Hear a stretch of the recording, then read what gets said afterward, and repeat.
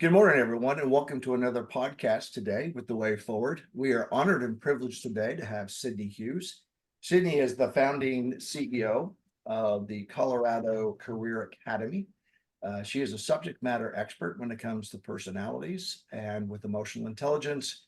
And she is a huge part of The Way Forward in terms of helping us with senior executives to get a better understanding of who they are in order to be able to lead those around them, and also to learn the social emotional intelligence associated with that kind of character building and development of senior people.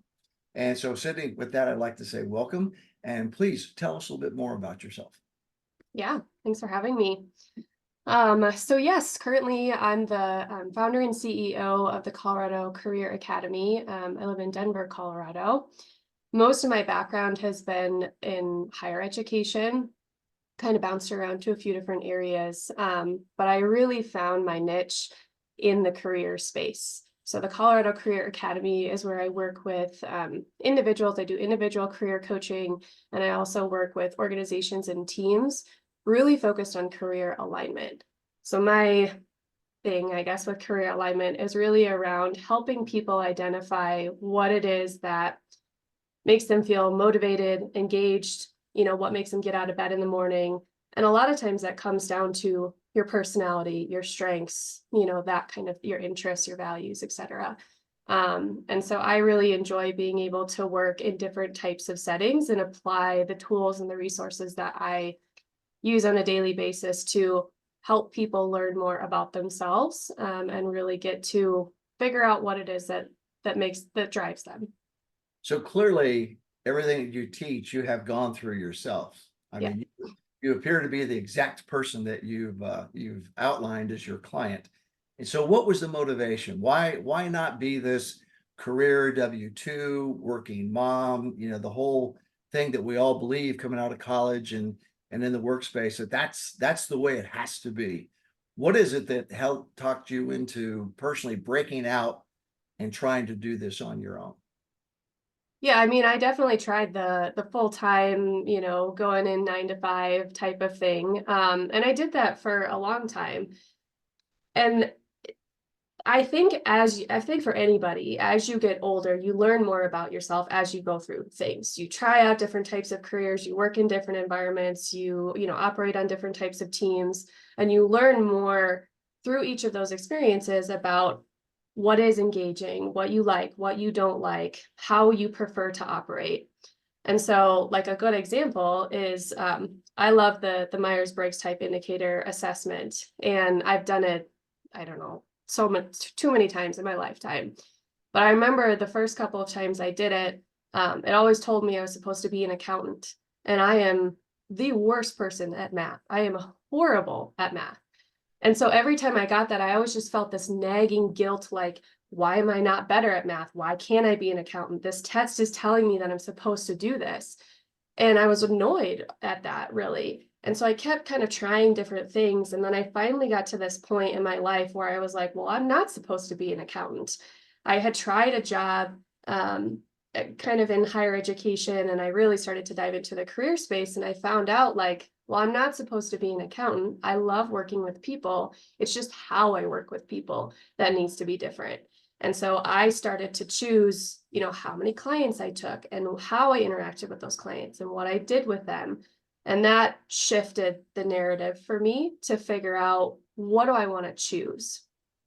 After I kind of got to that point, I started really diving into the career coaching, and I had my son, and I just started to feel like the workforce isn't really set up for working moms. It's not really set up for us to be able to do what we need to do, right? Like the schedule is a great example. The workday is 8 to 5. School is typically 7 to 3.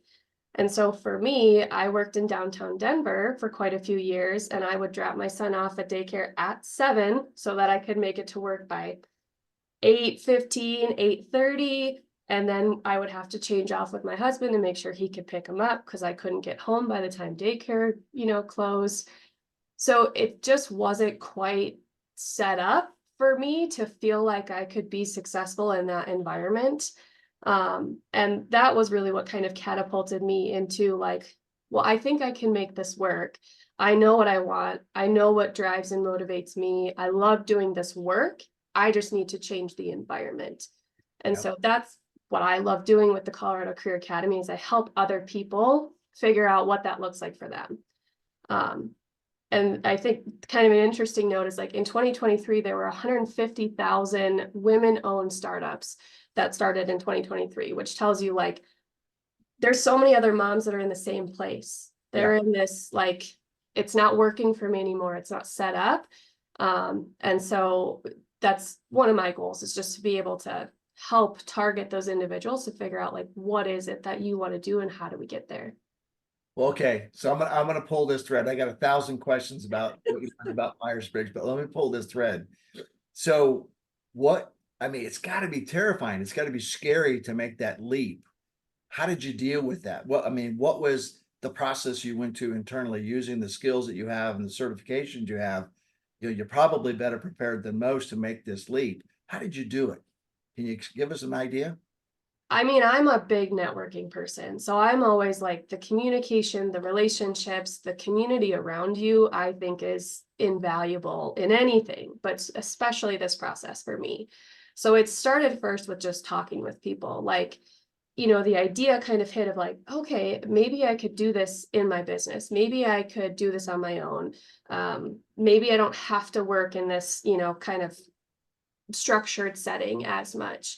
So the idea kind of sparked, and then I started talking with more people. What does this look like in your business? How did you do it? What were the challenges? I met with so many people. I also met with a lot of people who do what I do and work with women who are wanting to kind of, transition into a different type of space or coming back after staying home from kids. Veteran companies who are doing the same thing with veterans who are transitioning out of the military and have to go into that scary unknown of like, what is this going to look like after that? And so I just talked with a lot of people first. I set up a lot of, informational interviews and things like that so that I could learn more. My background is in academics, so I'm a learner, I'm inquisitive, I'm curious, I'm always asking questions. And then I would say, like, for me, a lot of it probably comes down to my parents too. My parents owned their own business. Both my siblings own their own businesses. And so my in-laws own their own businesses, right? I'm surrounded by a lot of people who have done this and have the skill set, and everybody knows something different and did it in a different way. And so I think I leaned on that community of support too, to just ask questions and, check out what everybody was doing and trying to figure out where is my place in that. All of that being said, yes, it's terrifying almost every day, of just, I think there's always a lot of imposter syndrome when you own your own business of just like, are people going to invest in the product that I'm putting out there? Is this going to be useful and helpful? But I kind of lean on too, like my experience as, a sibling, as a woman, as a mother, as a wife, like all of these different things, and just what has been helpful for me and the clients that I have worked with, and trying to use that as my kind of sounding board whenever I do something, whatever that's going to be. And you're also a military spouse, which is a whole different category of difficult. So Yes. fascinating. So essentially what you've told our audience then is you've done your homework. And your first recommendation is do your homework, but you've had mentors. You've had so much within your network of mentors who have given you little pieces of ways to create what you have created, which is very successful. I mean, and companies like The Way Forward are seeking out your kinds of expertise to really push to the highest levels, especially for entrepreneurs that are out there on their own looking for more mentors. And so I think that's commendable, but the way you described what you did makes you a very valuable asset for people to reach out to. Let me go back to Myers-Briggs because, unlike you, a professionally trained, certified person, which is what my company really needed. That's why we teamed with you. Because, I want to make sure we always have the ability to have a scholared individual from a scholarly approach with the certs to say, this is what it actually means. And then someone like me as a practitioner come in and go, let me give you kind of my perspective, because my perspective is not always the same as the other person's perspective, but it's a different way to think. It's an asymmetric mentorship kind of idea. But almost to the person I've ever met, I will say, what was your Myers-Briggs score? And people will always say, oh yeah, I took that thing and I'm a XQ something, and I always go, okay, so you remember taking it. What did you learn from it? Well, it told me a little bit about myself, i.e., I should be an accountant. And I didn't know what to do with that. And then I beat myself up for it like you did, but not really knowing what they were trying to say, which was less about specifically a career, but more about a mindset of how to think versus what to think. And so you immediately, as a younger person, went to the what to think. It said accountant, therefore it should be an accountant, and you drilled in on that, as opposed to a how to think, which is things like this, that you can leverage the strengths. Some people with your personality type are very good accountants. Others are very good at this. And so now that you're certified and you go back and reflect on that, how do you explain that to people? What's really the next step? Yeah, I took a Myers-Briggs, but what the heck do I do with it? Yeah. So Myers-Briggs, I think, is really interesting because it's so big and it's been around for a long time. So that was kind of the first wave of people starting to understand themselves a little bit better. That was used on such a wide scale. And I resonate with that a lot because I got a different type the first 2 times I took it. And then I finally kind of came into my, real type. I've been through that process. And so I know what it looks like. So what I think is interesting about it is that Myers-Briggs, I mean, in a way, it's kind of trying to put people in a box, but it's trying to do it so that it helps people understand more about themselves. So you have to have a little bit of that so that you can understand, the characteristics of an introvert, the characteristics of a feeling preference. You have to know those things a little bit more in order to decide, does that sit with me? Does that resonate with me or not? And I think people sometimes get hung up on that. I'm like, I'm not all this or all that. And it makes it really hard to kind of figure out where they sit. As far as the different type thing, or, maybe not feeling like you got a lot out of it, I have a couple thoughts. The first thing is that there is a free version. The 16 personality quiz is out there online and it's free. And that is a version of the Myers-Briggs, but it's not the full thing. So I usually, when I present to people, I say, like, take everything that you've heard about Myers-Briggs and throw it out the window. Like, just get rid of all of that, because you've probably heard so many things that aren't true or are a version of the truth. And it confuses people when you're going through the process. So, like, clear your brain, get it out. We're going to start from scratch today. And then I think being able to, like, I kind of typically walk people through the process of, like, what the individual pairs are between those. And in that, people start to see themselves. They start to recognize, okay, yeah, that's how I kind of tend to operate or whatever. I think when people do that free 16 personality quiz, it gives them, something like the accountant, and they're like, that doesn't sit with me. And then they write it off. So what I do when I go through a Myers-Briggs or emotional intelligence or whatever it's going to be, it's very in depth. And I think the first part's always learning. So I walk them through what's the difference between an E and an I. And for me, it's always the examples. It's how do you show up in this type of a situation? Or how would you react if this happened? Or what would you say if somebody came up to you with, this question or whatever? Right. As you start to give people more examples, more, real life situations. I use my husband all the time. I use my family. I use you. I use everybody in my examples, because it's clearer to see the differences in personality when you say, like, somebody stole the last pot of coffee. How do you respond? Or like, you're drained at the end of the day and somebody wants to have a conversation. People start to understand more of it when you use those real life examples. So I do that first. I really walk people through, like, what does this actually look like in real life? And what do you think? Yeah. Yeah. And there's there's a step 1 Myers-Briggs and there's a step 2. And so the step 2 is where I really started to dive into it quite a bit more. But it's talking with people. It's me having the conversation, asking the right questions. It's sometimes sitting in the like, well, I'm not sure. Maybe we need to let it sit for a couple weeks and come back to it, or write down things as they happen. You have to give people time to like be introspective and process it, in order to live into what they feel like their type is. I don't know if that answers your question. Oh, no, it's perfect. And it's in a journey. And I think what's personal, just to dogpile on what you're saying. First, I want to come back to the fact that it took you 2 times taking the assessment before you were something.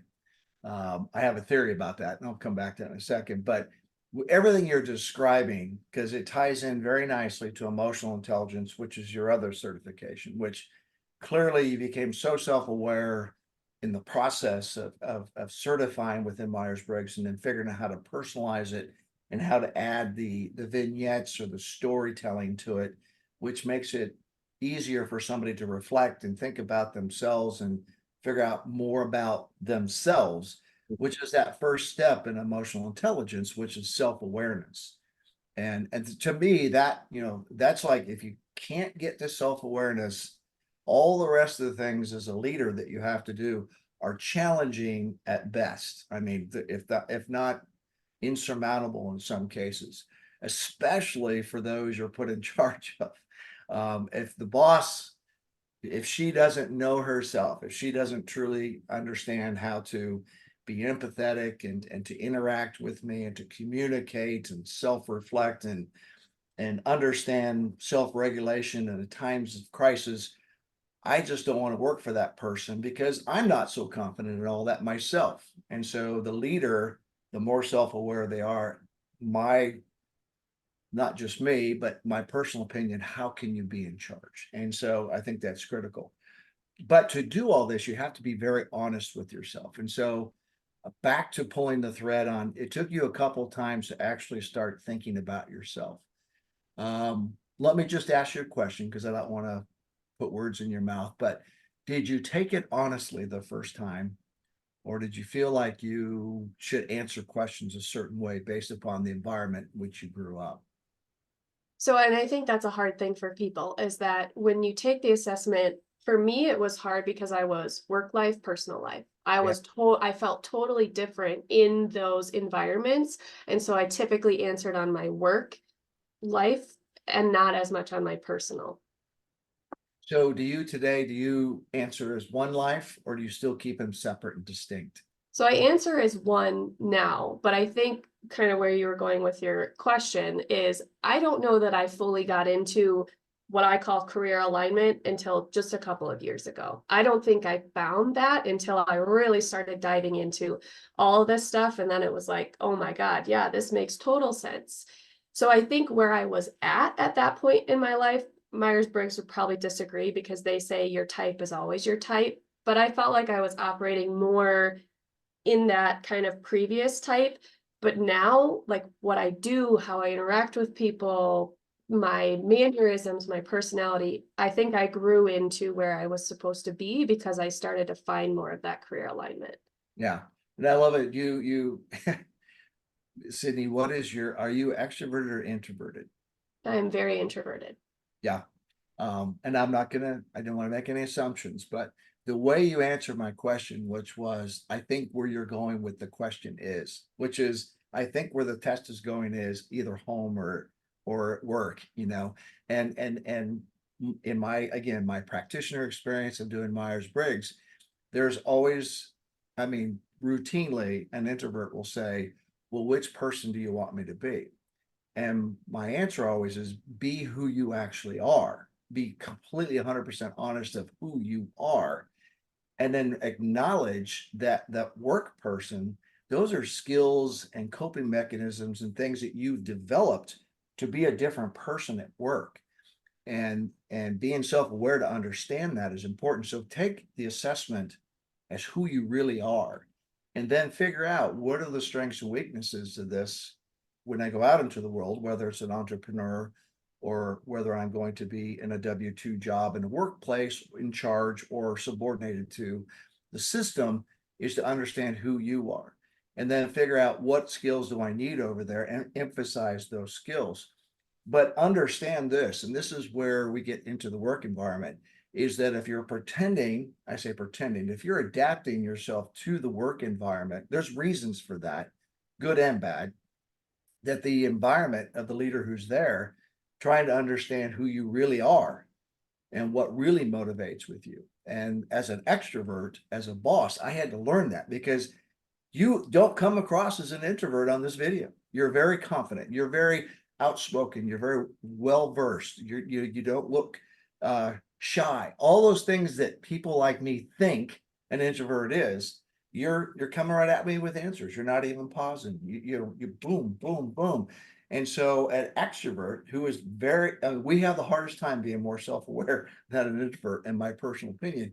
We see that and we just keep dumping things on you that really stress you, like you said earlier, at work, if you're in a W-2 job, you came in and sat in your cubicle and I was the boss, as an extrovert, I'm going to just work the whole hallway for about the first 4 hours of work, see how's everybody doing, And so I'm coming down there to Cydney, who's dropped off Jack at daycare, driven an hour and a half to get to school, is down, ready to go. You've focused all of your energy. You've had time on the commute to think through your day, and you've got a plan.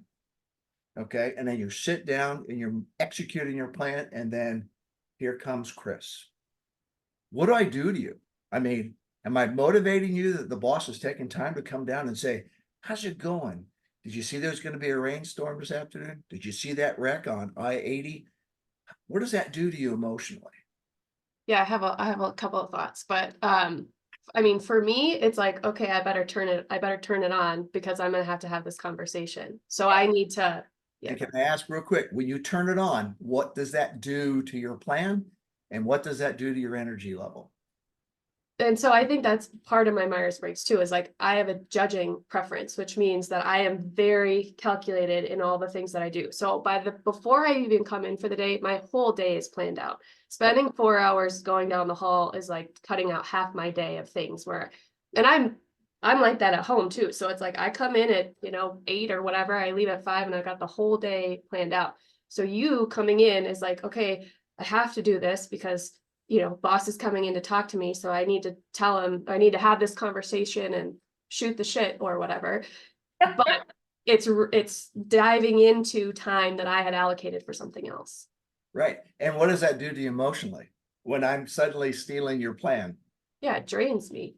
Yeah. So It your takes, your energy level is dropping quickly. yeah. And And how that's, go ahead. well, I was gonna say, and that's what I was gonna say, is like for me, Myers-Briggs is all about your energy and how it swings, from left to right, depending on what happens throughout the day. So what I try and explain to people is the difference, like you were saying, between preference and skill. Yeah. And I think what people get caught into with Myers-Briggs is like, oh, if that's my preference, I always have to do that, or I'm only doing that. And the thing is, like, as an introvert, I've been told before, like, I would have never guessed you were an introvert, which for me was like, like I made it. I have faked everybody into thinking that I'm an extrovert. But like life is life, right? We have to communicate, we have to have conversations, we have to do things on quick notice, we have to make, sensible decisions or whatever. We don't always have a choice in the way that we get to interact. Myers-Briggs says, well, if you did have a choice, if you could choose every time, there was nobody else that had requirements on you, there was nothing else that you needed to do, what would you choose? Yeah. Because it's saying if you chose that thing, you're going to gain more energy. If you're able to work in your preference, your bucket's going to go up, right? Yep. But if you're operating outside of your preference, you're using skill. You're developing skills to be able to have that conversation or to, jump into something quick or whatever, and that's going to bring you back down. Right. So when you figure out where your level is, like I did, and figuring out what type of career gets you in that middle zone, that's where you hit your flow state. That's your optimal state of performance, productivity, communication, all those things. Yeah, so I think the audience is probably sitting there going, holy cow.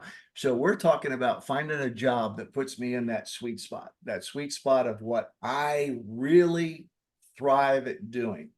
You can adapt, you can come up with all the skills in the world, but like you said, the day is about energy. And so, all the experts who are watching this are going, well, that's an introverted thing. They start off with this much energy in the morning, and then by the end of the day, you don't want to go have a beer with us at the end of the day because you're tapping the red line in your energy. You get into that negative energy and you've got to get out of there. Which causes all kinds of stereotypical responses in extroverts. But what extroverts understand, yeah, you're comment about the day being full of energy and what Myers-Briggs is about understanding the energy. My energy goes through the roof because I come in with a low battery. Right. I haven't had human interaction. I haven't had the ability to have the superfluous conversation that has nothing to do with anything other than human interaction. There was a great analogy for this I heard, and I can't remember who to give credit to, but whoever it is, you get credit. The the comment was that when you wake up in the morning, Cydney, because the night before you've done all the things that you just described within your flow, because in your environment that you can control, you can create and build your flow and your energy. So when you get up in the morning and you go through your planned routine, your flow is in order. For me, I am completely lost all evening. I can't wait to get up in the morning because I need that flow that you have created in isolation and that I have lost in isolation. And so my first thing to do is come steal that from you. And so the analogy was, you wake up in the morning, you have 10 silver dollars in your pocket that you've created in your flow overnight. And I wake up with 0 silver dollars in my pocket. And I wake up in the morning and I'm hunting down my introverts to steal their money. So I have $10 at the end of the day that I want to take you and all of your peers. Let's go down to such and such for lunch. Let's go down to such and such and have a beer at the end of the day. And I've stolen all of your money and I can't give it back to you because when I do, if I try, I steal more money from you. And so we as experts have to understand that in that environment, we have to be very careful with that because we are impacting emotionally on our employees in such a way that it's hard for us to understand. So that goes back to my self-awareness. It's my responsibility first to understand you and not the other way around. Although I would say I've had to go to a boss and say, boss, you got to understand I have certain needs and you're not meeting them. Mhm. Do you see that often? Well, I think that kind of ties into the emotional intelligence part of it is like whether or not you have the emotional intelligence to be assertive enough to say, I need this, because not like an introvert is a good example. They're probably not going to be as willing to have that conversation as an extrovert is. Yes. So, but yes, I mean, I think it depends on the relationship that you have with your supervisor and whether or not you have that developed enough to be able to have that conversation. From a leadership standpoint, I think too, like one of the best questions I was asked when I started a position is, what's something that we as a team need to know about you? Yeah. And this was after doing, Myers-Briggs and all of that. So we already understood everybody's type and what their preferences were and all that kind of stuff. But what do we need to know about you for you to be successful in this position opens up the lines of communication for your team then to say, like, here's what I need to be successful. It's both ways. It takes your, leadership to ask the question, but it also takes your team to have the willingness to say, like, yes, this is what I need. You need to have that open communication and transparency to be able to get to that optimal state. Yeah. And there's a number of different pieces of emotional intelligence are out there. I kind of stick to the 5 that Daniel Goleman has put together because it seems, very compact in such a way that I can remember anyway. If I get more than 3 to 5 things, I lose focus as an extrovert. But what you just described is the empathy. If everyone in that room, if you do a session with everyone, the first step is to get them to better understand themselves. If I understand myself and I'm a little bit more comfortable in understanding myself, and then I share that with you in an attempt to be empathetic. And we got to remember empathy and vulnerability walk hand in hand for a leader. And so I have to be vulnerable enough as a leader to tell you, hey, look, I'm really great at this and I'm horrible at this. And a big part of why I lean on you so hard, Cydney, is because you're really good at that. Not only are you good at that, you like doing that. And I can do it, but I don't like it. Okay. And so being vulnerable enough to build the empathy between those who are becoming self-aware is critical in the development of a team, as you said, because if there's no empathy in there and there's no vulnerability in there, that team's going to continue to go, this is the facade I want you to see. I'm not going to let this barrier down, because the trust within the team does not exist to share.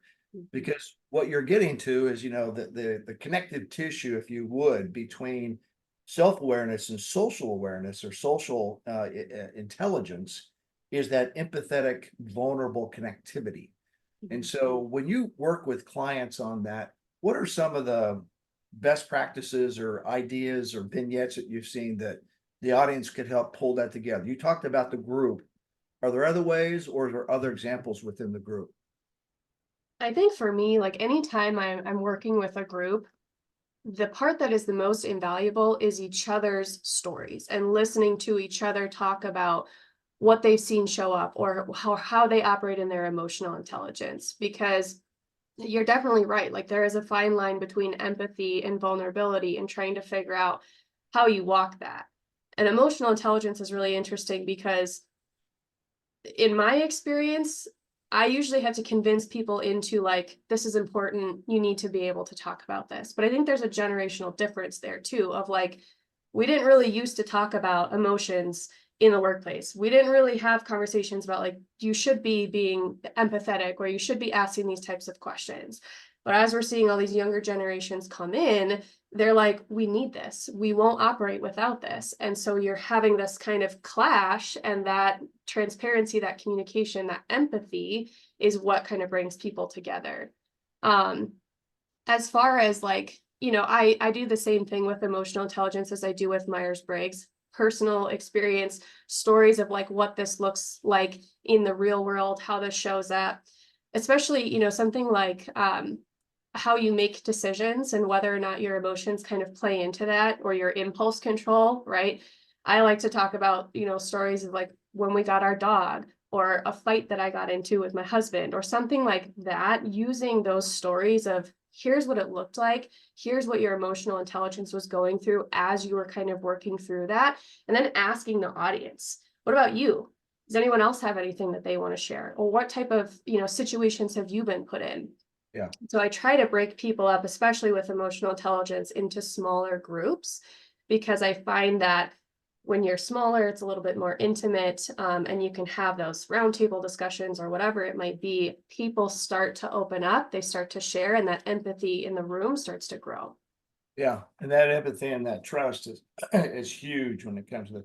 So I'm glad you brought up the generational divide, or the generational challenge. And so, there's experts say that there are 5 generations in the workforce now, which is two more generations than usual. So a lot of people my age are still working, and we're sorry we're doing it to you guys. But there is some goodness, because I've probably learned more as a very tail edge baby boomer, learned more about myself and things like this than I ever knew growing up. I kind of intuitively knew things, but I never, scholarly learned things, and never had the opportunity to be reverse mentored. Mhm. And that really started, the latter part of my career in the military, where I had young, very energetic students in the schoolhouse who were explaining to me that I didn't know or couldn't do things, which at first, from an emotional intelligence standpoint, which is the part about, self-regulation and Mhm. how you react to things that come at you that are unusual, or can get your blood boiling a little bit. How you react to those is a part of your overall emotional intelligence and your control of that. But for you, I don't want to ask your age, none of my business, but what category of the 5 are you in? Where are you at? I'm a millennial. Okay, so you're a millennial. So we're two removed. Yeah, ex-millennial. So yeah, so you're the age of my children. And so my generation, going back to your point, when I was first selected for general, you suddenly get a lot of help. And so I was getting help from, I don't even know what's before baby boomers. I think I was raised by baby boomers. So we were all pretty much in the same little footprint coming out of the greatest generation in terms, and we had parents and grandparents who'd been in the depression, and yeah, you did not feign weakness. Okay, especially as a male. Okay, we were supposed to be tough and hardcore and just kind of take it and keep our mouth shut, put your head down, work harder. And but I had some great mentors. I had some really great soldiers who helped me evolve over time, if you would, as a late baby boomer. And I went to a course, took the Myers-Briggs, had a 360-degree assessment from seniors to subordinates, peers, and all of that came together. And I sat down and I had 3 sessions with 3 separate retired general officers. Okay. And I was so proud of my assessment because my soldiers said all these great things: vulnerability, empathy, all the things that I held dear, trust, get down and get dirty with them, soldier, that kind of thing. My peers were less happy with me, and my superiors are like, what is this guy's problem? And so the first general I sat down with, he goes, Chris, this is great. He goes, to have your soldiers trust you and lean on you and interact with you like this. He goes, this is the epitome of leadership. He goes, because of that love of your soldiers, your peers are envious. He goes, and then your seniors, who are old people who don't understand that way of leading, are going to be critical. He goes, so you're going to deal with that as long as you're a general, because there's going to be people who vehemently disagree with how you're doing things. But from my perspective, and I'm going to say his name, is Jim Campbell, who was one of the guys I emulated when I watched him when I was a young major. I watched him in Haiti do incredible things where he protected the staff and he took the brunt of what the leaders were doing, even though it wasn't his fault. He defended us. He let us go out and take risk to get innovative. And when it didn't work, he went and he took it. The 2-star just pummeled him. And we were in a baseball factory in Haiti, and you could see him getting pummeled because he was in the old, the old assembly line process. He's up behind glass doors, and the guy screaming at him, and I was just thinking, man, and he would come down smiling, going, everything's cool, guys. Don't worry about it. Just keep doing what you're doing. And I thought, man, I love this guy, but he's never going to make it. But he did, and he made it as a 3-star. So I thought, you know what? I'm going to follow his lead. The very next guy down the hallway, I went into his office. Worst evaluation in the history of mankind. Never feign weakness. Never let them think you're vulnerable. Never let them know you made a mistake. What are you thinking? You're supposed to be the leader. You make no mistakes. You make no mistakes. And I go, how is that possible? He goes, just never admit it. And I'll never forget that. Never admit it. And I was like, in my mind, I said, so just lie or just blame somebody else. But that was the way. And I remember working for him in Hawaii, and he was a horrible boss. Okay. But he made it to the same rank and retired as the same rank as the other guy, 3-star general. So I had a choice that day: follow this or do this. Now, the other guy, I can't even remember because it didn't matter because it was worthless, whatever he told me. But these 2 guys, it was a pivotal point in my life to go, do I want to go this way or that way? I went that way. And I'm so glad I did. But I never could have gone that way because, like you, it would have been me faking it at work. I could not treat people like that. So from the generational standpoint, again, back to your point, I'm sorry I told a long story, but you said to tell stories. I'm the guy who's living with that, who's still in the workforce. How do we communicate better? How do we tell those stories so people understand what we struggle with and that what you struggle with because of us? So there's a Brene Brown quote that I really like. That's empathy is not connecting to somebody's experience, it's connecting to someone's emotions. Yes. And I love that because I think we forget sometimes when someone tells us a story, like that, because it's different experience, we're like, oh, well, I don't know what that's like because I didn't go through that. I wasn't in that. And we discount it and we don't listen, or we don't try and hear the commonalities in you telling that story. So I think empathy is always a common theme. Is I usually just say it's being a human, right? Listening, being there, trying to understand, or being honest and saying, I don't know what that feels like. Can you tell me more about it? Or can you give me another example or something, to try and keep the conversation going instead of just cutting it off. Oh, yeah. So I think, there's definitely that empathy. I think trust is a huge part of it, of just, especially now, as you see the generational divide, I think there is a lack of trust because the values in work are so different between the different generations, that finding that common ground and trust is a little bit more difficult, and it's creating some rifts in the workplace. But emotional intelligence always starts with you first and then moves outward. So I think as you try and create these environments where people can really, harness that and utilize their skills in emotional intelligence, you have to provide the opportunity for everybody to be able to do that. So learn about yourselves first, dive into the hard stuff, recognize and understand where you're at, and then do it as a team. Talk about it. Have professional development sessions, have group workshops, have somebody like me come in and facilitate something like that, like a workshop where you can talk about, what does this look like? Where have you seen it show up? How do you think about this situation versus how somebody else might walk into it? Because listening to those other experiences is what helps build that empathy and that understanding. So it's open communication, transparency, trust, empathy. Those are the kind of grounding points to it. Yeah, and that requires leadership, not just from top down, but bottom up. I Right. mean, that's building that environment of trust. And to quote Simon Sinek, that's if you get the people right, then the company will take care of itself. And I think that's very difficult for some people my age to consider, that they shouldn't be the heroic leader who's constantly, follow me and having all the ideas and all the competence and all the character and everything that has to be levied on the back of the leader. That sharing that with the team is much more effective. Mhm. And really understanding your role, which is to provide them the resources and the things that they need to be successful. And then you pretty much exist to either, take the face shot if you fail and protect them so they stay innovative, agile, like the baseball factory example with General Taylor or Campbell.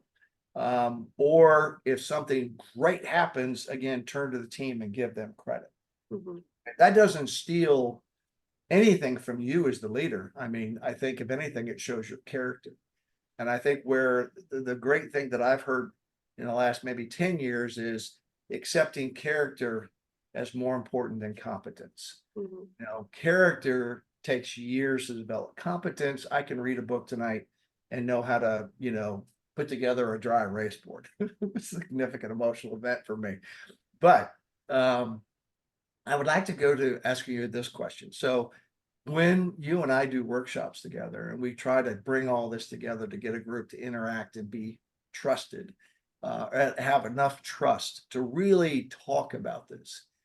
When I boil my parts down, I get to two, remember that Myers-Briggs, and I say remember, you remember, but for the audience, that it's a spectrum. I mean, there are people in the middle who are ambiverts who can easily be like chameleons and move both ways and are comfortable both ways and have different mechanisms. But when I talk about this in the terms of the extremes, I think I can say with some confidence that your husband is an extreme in terms of extroversion. But in the terms of just using the extremes as an example, the need for those two extremes kind of drives a lot of the behavior within this one Myers-Briggs perspective. And the needs are for the introvert, they need isolation to a degree in some form or fashion to build and create energy, to fill their batteries. And so they have to figure out ways to do that. They have to figure out ways to do that within the environment that they're in. so they can sustain themselves at a decent level of energy as to not become emotionally exhausted or physically sick because of the anxiety associated with that emotional roller coaster.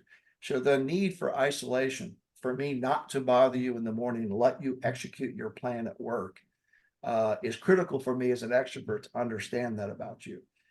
Saying hi to you in the morning is probably okay, but sitting on your desk and pontificating about superfluous stuff is detrimental to your effectiveness and to your mental well-being. So that's a kind of a need that needs to be understood. For me, and this is something I would like to hear your opinion on. For me, I would say the need is feedback. Okay. I cannot go very long without feedback, either from my subordinates. I say subordinates because I was in the military, from my employees, or to those I'm working with or for. If I don't get feedback from them, and it doesn't always have to be positive, although I do prefer that. If I don't get feedback, if there's dead silence, to me, that's bad. Okay. I had a boss tell me one time, Chris, if you don't hear from me, that's okay, because good news is bad news. If you do something wrong, I'll let you know. And he thought that was helping me. And all that really did was make it worse, because the silence of good is the constant anticipation that the axe is about to fall at any second. And I don't know it's coming because there's silence. And for me to be ineffective, that's when I, as the subordinate, had to go to a boss and say, you got to understand I can't operate like that, because I spent all my time catastrophizing that your silence means I'm doing something wrong and I'm about to get fired. What do you think about that analogy?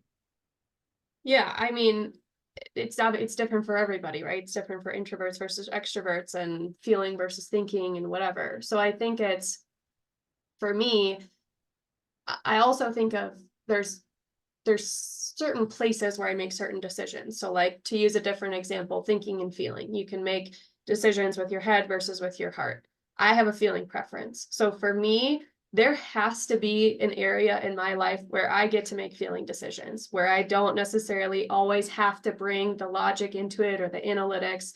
I don't always get to do that, right? So my cup is a little bit lower normally because more decisions have to be based on that thinking. That's just the culture that we live in. But the communication, I think, then behind that, like with my husband is a good example, is sometimes my decisions don't make sense to him. And he's like, but logically, like we just talked about all of this and we went through, the X's and the E's and all the things. And he's like, but I don't, tell me where you're coming from. And for me, I can't always explain that because it doesn't come from a logistical standpoint. It comes from, I have this gut feeling, or I have this just like inkling that something isn't right, or like daycare is a good example. We had to switch daycares and I had this feeling when we went there, like it wasn't right.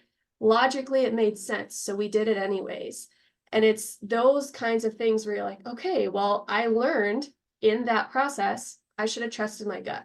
I should have went with my feeling preference. I should have, kind of leaned into that a little bit more.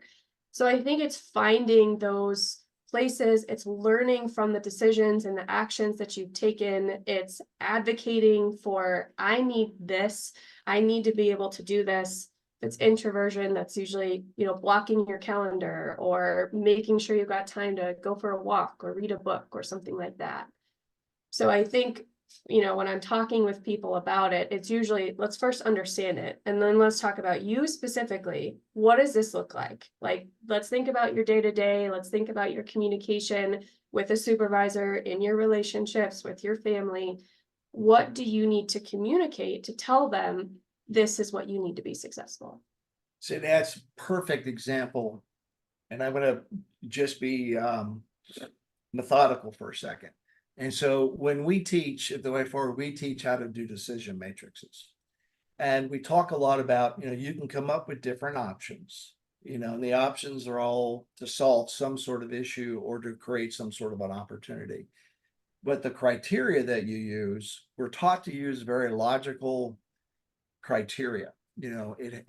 How much is it going to cost? And cost is people money and time.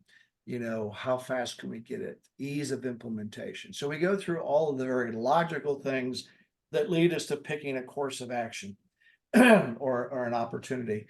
And you and I in Myers-Briggs, I'm also a big feeling person. I sit there and I'm looking at it going, wow, I really wish that one had won, because there's the emotional component to it that we haven't considered. And one of the things I teach is always leave that column open. There's two columns that we always forget about in decision making. One is the first course of action should always be to do nothing. Mhm. Maintain the status quo. I mean, change for change's sake is not a good business plan for even an entrepreneur or in any business environment. Don't just change because everybody else is. Change because it's something that you should do to advantage yourself and your team. So the emotional component, that's what I always put in. Is I just don't forget, do nothing, but also just put emotion and then define it with the group. You called it a gut feel. If you sat down with a group and said, how does this course of action make you feel?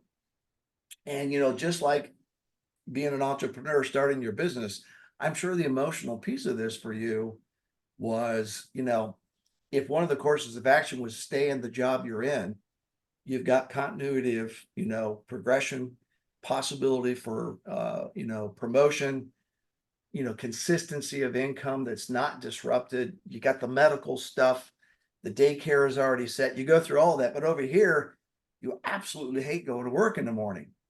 That's a criteria, and it should be defined. It should be defined in, does this job or this course of action make me want to get up in the morning and go to work? Does it make me feel emotionally good about myself? Do I love being in this? Whatever your criteria is, it should be considered. And in some cases, for you and I, for example, it almost needs to be weighted.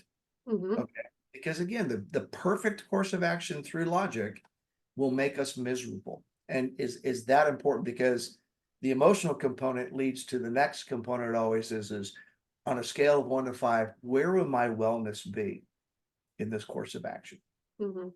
And I think for both of us who have become entrepreneurs in our lives, you at a much younger age than myself, it is that those two areas together carry the greatest weight for me.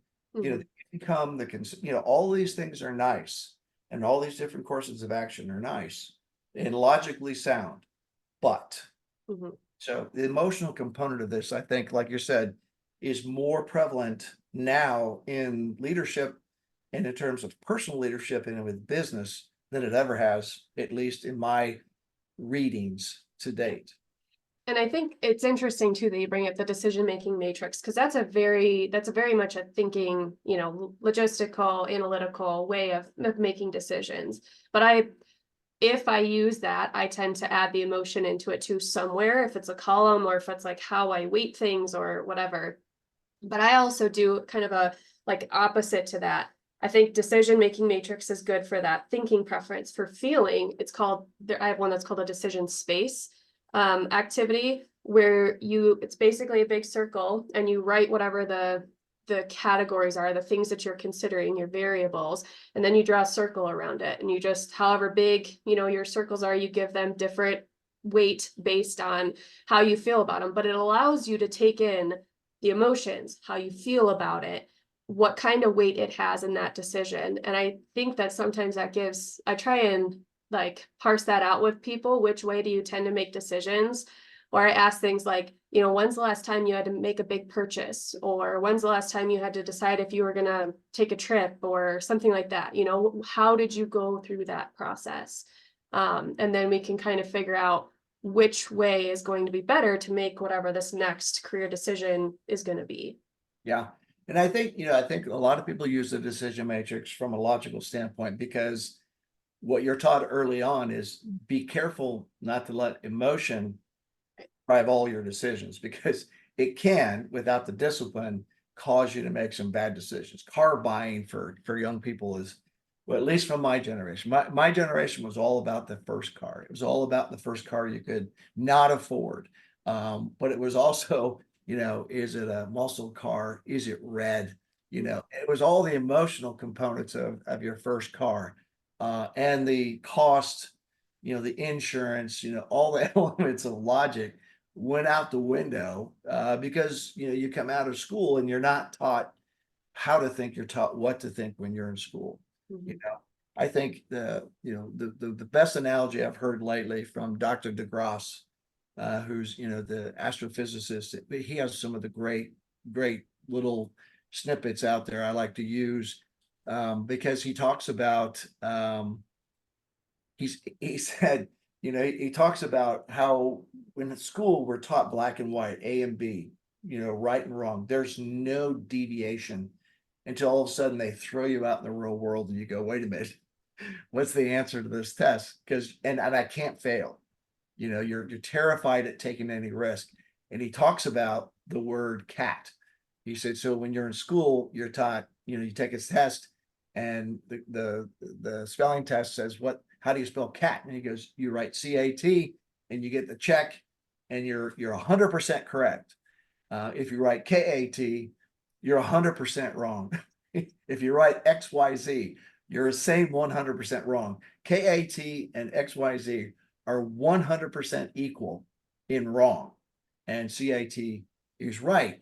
But then if you go to the dictionary and you look up the word cat, you see that the way you say it and phonetically pronounce it is KAT. He goes, what's wrong with this approach to educating people to see the world? And so it's about being told what you're supposed to think. There's 4 possibilities, but only one is right. When in the real world, parts of each of those have some relevancy, unless it's a trick question, of course. And so I think that's what happens when people get out of, high school, college, graduate programs. They walk out into this big world, and there's A and B. There's nothing else out there. And so the things that you're talking about, the way to think, about not just the work itself, but the environment in which you're operating, the culture of the company, all of that is what makes it more important to think about the emotional component of entrepreneurism and whatnot, as opposed to the logical piece of it. Mhm. I think that's critical to the stuff that you teach. And I think, our brains are naturally wired to categorize things. So there's a dissonance there too, in that we're challenging that with emotional intelligence, with Myers-Briggs. Yes, we're explaining it in categories, but we're challenging you to think about, what does that look like for you? Is there something we need to shift here? Is there a change that needs to happen? Do we need to think about this from a different perspective? And I think that's hard sometimes to do, is when you're used to thinking in black or white or A and B, it's hard to come back at that and say, oh, well, maybe maybe it doesn't have to be this way. Maybe I can look at this from a different perspective. But we are, especially now after COVID, like, we are all trying to be more human in our environments, in our workforce, in the jobs that we're in. We want to show up as a mom, as a wife, as a military spouse. Like, we want to show up as the whole person and not just, just employee, whatever. And so there has to be this shift for more emotional intelligence, more understanding, more empathy, compassion in the workplace. Yeah, and I'll leave. We'll go out on this because I want to get a Cydneyism before we go in conclusion. So think about a Cydneyism that you'll leave the audience with. But that last part of what you talked about, it starts to get into the next step of emotional intelligence, which is self-control or self-regulation. And people see that and they think, oh, that's so I don't get mad, or I don't panic in a big situation. Self-control, self-regulation, it goes back to your example about when somebody asks something and your first response is to be negative in the way they said it, as opposed to pulling a thread and say, that's interesting. I had never thought of it that way. Tell me some more. That is self-regulation. That's a part of the emotional intelligence, is draw back to the social intelligence, self-awareness, and empathy. Hear the person out. Don't immediately shut them down. There is a perspective here that's different. And as a person who's confident in themselves and knowing who they are, shouldn't be challenged by someone going, I don't see it your way. Have you ever considered this? Or somebody who's less emotionally intelligent say, that's a dumb idea. I think we should do this. which gets your blood boiling a little bit, especially in front of other people. But the person with the strongest emotional intelligence in that situation goes, fascinating. I had never thought of it that way. Please tell us more so we can better understand your position, because I don't want to make the wrong decision here. So I need all of your input, and it's valuable to me. Right. Seek to understand, not to be understood. That's right. All right, Cydney, in conclusion, tell us what a Cydneyism is so far in your vaulted career. I got to think about this one. Okay, can we just stop there? Because that is the exact introverted caveat that I, okay? As an extrovert audience, never put an introvert on the spot without prepping them so they can plan, because she's going to want to say something that is so profound and so well thought out and so meaningful that she needs additional time. And while I'm telling you this, I'm giving her that additional time to prepare herself for this pearl of wisdom that she's going to dump on us in this show. So another thing to note there is you also just put an incredible amount of pressure on an introvert to be able to say the right thing by leading it up to all of those things. There is no right answer. See, that's the thing that I want you to learn. There's no right answer. Well, you didn't let me finish. Oh, I'm sorry. And I interrupted you and I Well, the finished. other thing I was going to say, but then the emotional intelligence part of it is just you work through it, you talk it out, you realize and recognize that you don't have to have the perfect thing to say. So I don't know if this will be like a pearl of wisdom, but I guess from my own experience and what I've learned working with people is that you never can stop learning about yourself. You will always change and evolve. You will always find new interests. You will always discover something else about yourself. And so giving yourself that gift of figuring out who you are, increasing your self-awareness, trying to think about like, why do you get up in the morning? What really gets you out of bed? And what's going to give you more energy in what you're doing is where I think everybody should at least give a little bit of focus, because we live in a culture where it's very much a hustle, a bustle. It's very much the next thing. We're always thinking ahead, always trying to think about what else can I be doing? What else should I be doing? What's somebody expecting from me? And if you just slow down and try and think about, okay, well, what if I pause the noise? What if I silence the noise and just think about what do I want to be doing? Where do I get some of that energy from? Your career will benefit immensely and your life will benefit from that. See that was incredible.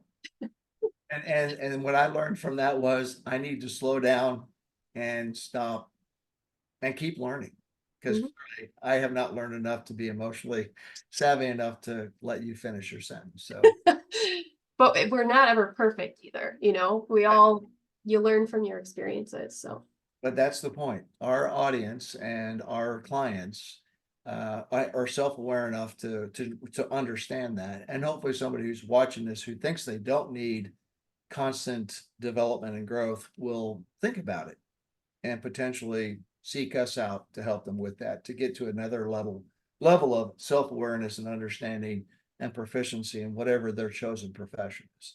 Thanks, Cydney. Really appreciate your time today. I look forward to working with you, with IASBO and some of our other clients who are looking forward to learning more from you. thanks for having me. You bet. See ya. Bye.